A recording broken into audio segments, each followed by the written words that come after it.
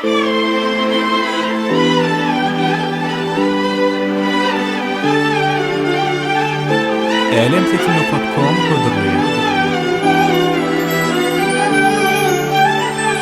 Akar yaşım gözüm görme, sen yalini gönlüm söymez.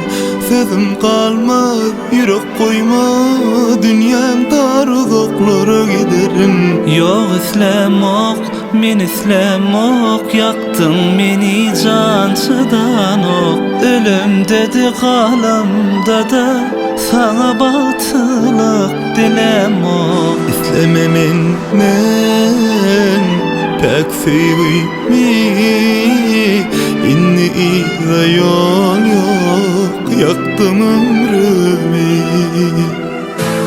Yanayın gideyin senden, yadadım çekelim menden. Kadrımı bilmedin sen, dondu yürek sollu beden. Vah sevimi sana dedim, ahırı anamam. Sen yalini görmeyin, menin evulleri vurdum. Koy yanayın gideyin senden, yadadım çekelim menden. Kadrımı bilmedin sen, dondu yürek sollu beden. Sevimi sana dedim, ahırı anamam. Sen yalini görmeyin, menin evulleri vurdum.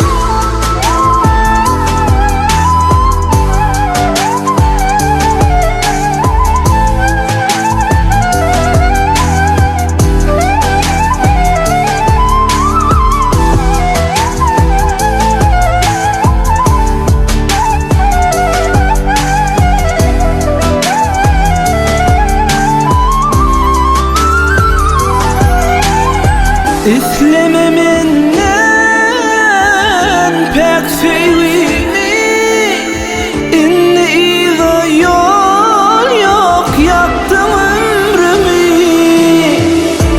Yanayın gideyin senin, yadadım çekelim melin.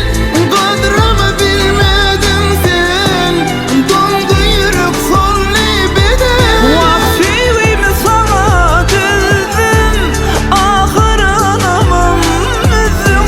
Sen yalini görmeyin, benim evulleri vurdum.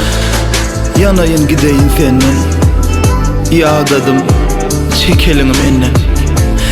Kadrımı bilmedin sen, dondu yürek sollu bu beden. Sevgimi dine sana dizdim, ahire anamı mizdim. Sen yalinini görmeyin, men öňne günler gördüm, öňne günler gördüm. Yanayın